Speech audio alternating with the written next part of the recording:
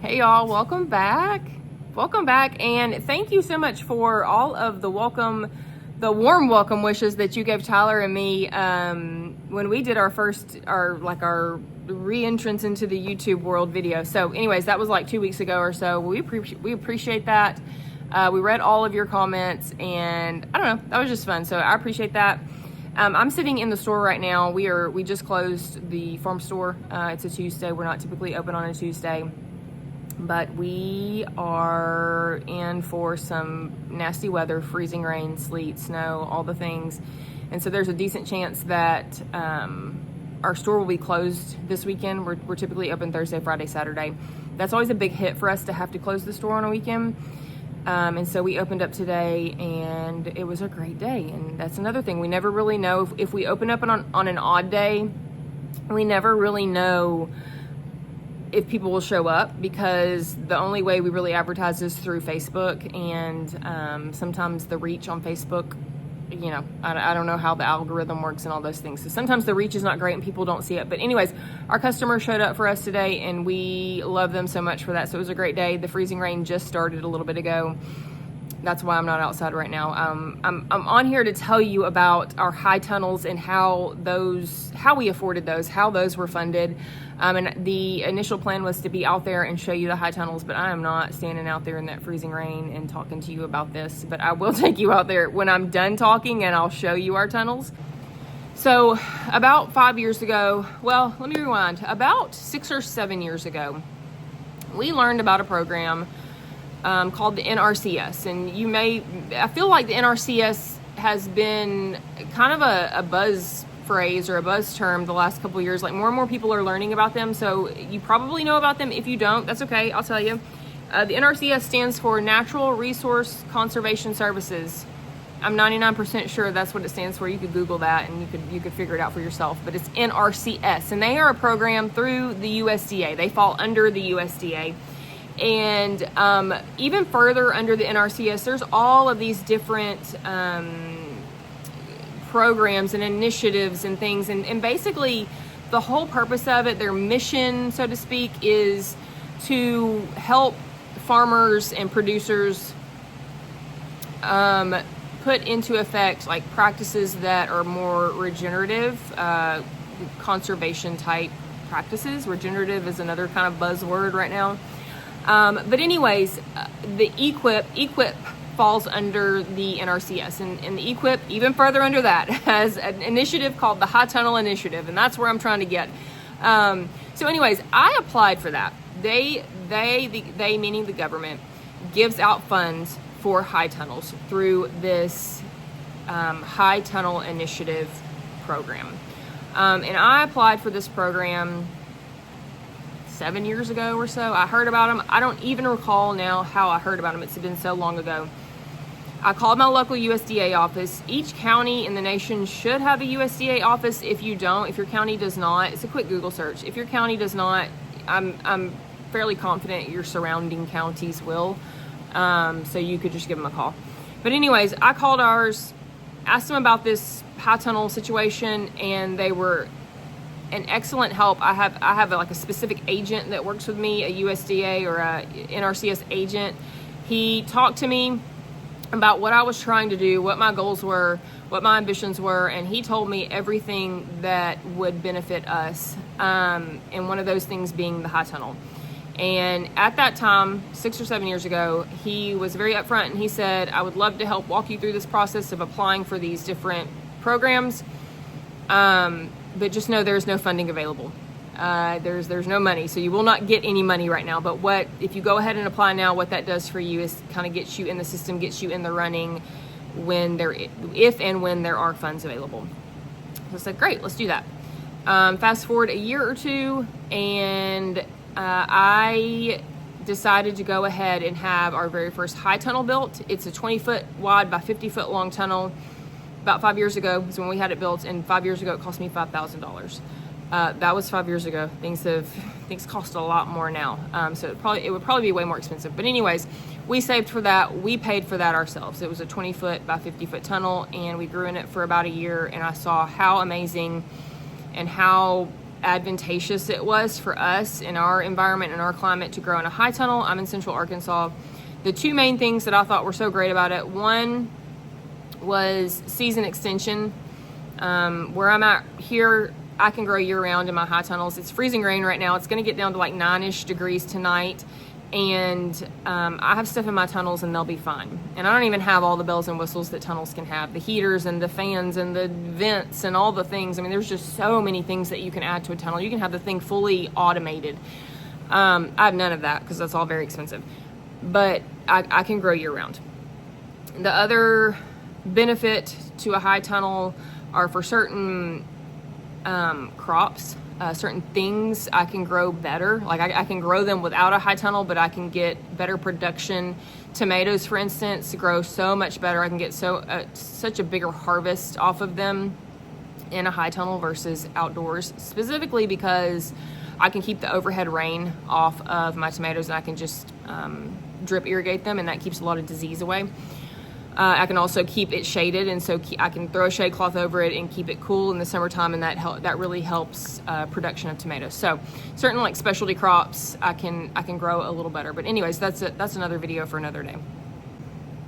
All right, so anyways, we had our first tunnel built, grew in it for about a year, thought it was so great, knew I wanted some more tunnels, but knew that I could not afford them. And around that same time, I got a phone call from my NRCS agent, and he said, hey, congratulations, there is funding for the Equip High Tunnel Initiative, and you have won, so to speak, the funding. And I had even forgotten, I completely forgot that I had applied for this. And so this was great news. And what that meant for me was that, I hesitate to call it a grant because I've called it a grant in the past and I've been corrected, and people say, well, this is actually a cost share program. I don't know. I won't pretend like I understand all the lingo and the verbiage and whatnot. I just know that the government gave me money to do something that I wanted to do. And so I consider that a win. But anyways, the way it worked was they gave me a specific amount of money, and I'll share that with you. But they gave me a specific amount of money, or they promised me a specific amount of money. And they said, if you build this tunnel to our specifications and we come out and inspect it and it's what we said you need to do, then we will give you this money. And that's exactly what I did. So they awarded me $11,500. And that was, I think I got the phone call in 2021 and the tunnel was built in 2022, if I'm recalling correctly. $11,500. And I had to build a tunnel based on their specs. And you know, I mean, there were a list of things that the criteria that I had to meet, and as long as I met those criteria, they would come out and inspect, and they would give me $11,500. So you can go different routes. You can buy a kit that meets specifications, and you can put it up yourself, or you can pay someone to do it for you. And we paid someone to do it for us. There's a guy that he lives in Arkansas, but he travels all over the U.S. putting up Equip, like High Tunnel Initiative tunnels. And so that's why we felt really confident that he knew what he was doing. And because if you build a tunnel and it doesn't meet the specifications and they come out, they're not going to give you the money, and then you're stuck with having to pay for this tunnel. So that would be like a horror story. But anyways, we had him build it, and this was in 2022. So keep in mind, this was when like COVID was kind of like a thing, and prices of things were skyrocketing. So all of a sudden we had funding, but the funding didn't quite match the cost of materials. So at the end of it, we got $11,500, and the tunnel cost $15,000. So we were out about $3,500 out of pocket. So we did pay $3,500 for that tunnel that is 26 foot wide by 108 foot long. I felt that it was more than worth it. The tunnel itself is more than worth what we paid for it. Had that tunnel built, and I immediately applied for the High Tunnel Initiative again. Like literally had it built, and then the same day that they approved and like gave me my funding, I said I want to apply again. And so I did, and here about 2-3 weeks ago, they finished my second tunnel. It is identical in size, 26 foot wide by 108 foot long. This year, they awarded me just over $20,000, I think, like maybe even $21,000. I can't remember. The tunnel cost $19,500. So back in 2022, it was the same identical tunnel built by the same guy, was $15,000. It was now $19,500. So, you know, I mean, just the cost of stuff goes up. It's been several years. But I came out of that with $1,100 in my pocket. So that's why the title of the video is named something like, you know, would the government paid us to build a high tunnel? It's true. I got $11,000 out of it. So that is my third tunnel. We did not pay a penny for it. And in fact, we got $11,000. No, we got $1,100. $11,000 would be amazing. We got $1,100 at the end of it. And we are able to do whatever we saw fit with that money. And what I chose to do with that is use it to start to convert our very first tunnel, our smaller tunnel, the 20 by 50, into an actual like propagation house, a greenhouse. So it's going to have a heater. It'll be insulated, all the things. Now, it is a contract. You sign a contract for this tunnel. Like, the government doesn't just give you money and then they turn a blind eye. You sign a contract, you build the tunnel, the government gives you money, and then there are contractual obligations that you have to meet. And my assumption is going to be that those may vary state by state, so it's very important for you to understand that and talk with your NRCS agent. But for me, like I have to agree to grow vegetables in mine for 5 years. And then once the 5 years are over, as long as I have met all my contractual obligations, the tunnel is mine and no longer belongs to the NRCS. Right now, it's kind of like an asset of the NRCS, and I'm just maintaining it and using it. Now, has anyone ever come out and looked to see if I'm doing what I say I'm doing with it? No, nobody's ever looked. The only time they've ever come out is to inspect the initial build and make sure that it met the specifications that I promised that I would, that they told me that I had to do. That's the only time they've ever come out. I'm not saying they won't. I don't know.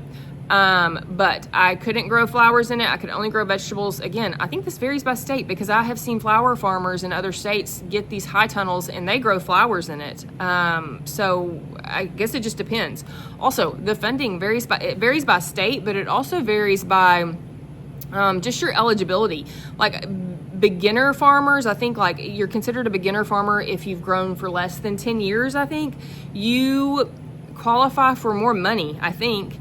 And then minority farmers qualify for more money. So there's just all these like different markers. And if you hit the different markers, you get more money. I don't know how that works. Again, I'm not going to pretend like I'm a know-it-all and I know how it works. I just know that there is funding out there. I'll touch briefly on the fact that on social media and in the news the past few weeks, I have seen where, funding is either being pulled or it's being paused for different, farmers, for different funds and grants and things that they've been promised, and now all of a sudden for whatever reason that's being paused.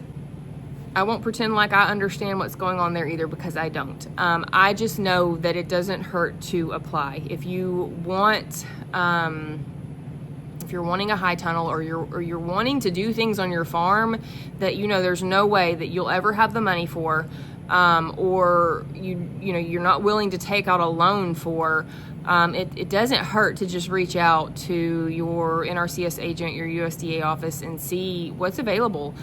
Even if there are no funds available, it's okay. Those things with like government funding, they ebb and flow all the time. Like I said, I applied like 6 or 7 years ago and they said there's no funding and we don't know when there will be. And since then, 6 or 7 years is not that long, and I've gotten 2 tunnels out of it. And the first tunnel, they gave me irrigation as well. They paid for all of my irrigation. So it does not hurt to apply. And all they can say is no. And all you can do is wait and see if the funding comes back. And if you'll wait long enough, the funding will come back. Who knows when. And I'm not saying there's no funding now. I don't know. I have a feeling somebody will drop a comment and be like, well, they're pulling all the funding for the farmers and blah, blah, blah. Yeah, maybe, I don't know, but go ahead and apply now and see what you can get. The other thing is, I know people are like, well, I don't want the government I don't want the government's hand in anything I'm doing, especially with farming. I don't want them to have a say on anything. And I get that to a degree as well.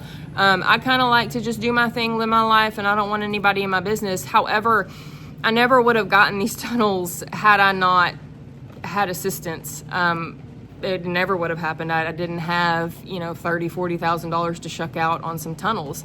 And I likely won't ever get another tunnel or any other big infrastructure piece unless I get government funding, or if I'm willing to take out a loan and go into some debt over it. And I'm not really willing to do that.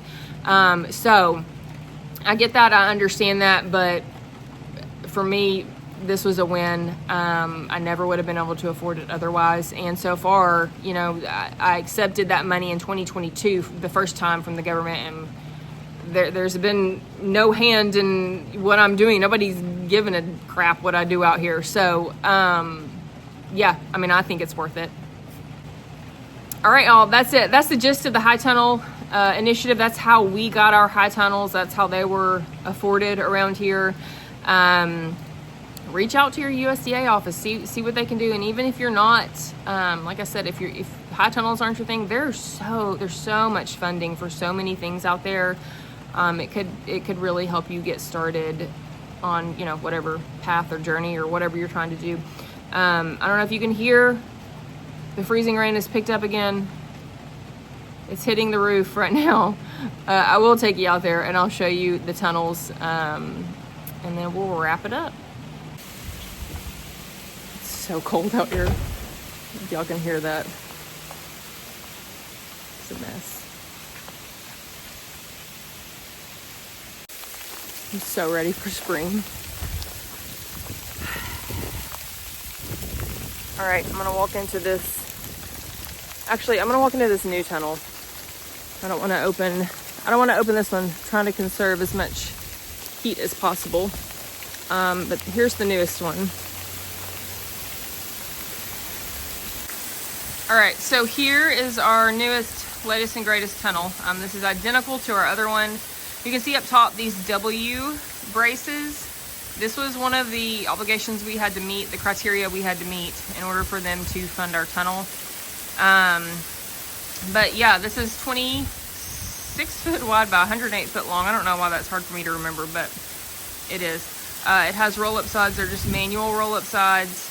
The other thing is, I've seen other farmers in other states, they were awarded like fully automated tunnels with automatic roll-up sides, with vents, with fans, and they're saying that the whole thing was funded. So this was funded for me, just a really large high tunnel with no extra bells and whistles. But again, it's going to depend state by state, what kind of funding is available and how much. And, you know, potentially if you're in another state, you could get a really fancy tunnel. Okay, that's it. That's all I got for you. I'm going in. I'm going to trek all the way to the house in this nasty, nasty weather. We will catch y'all next time. See ya.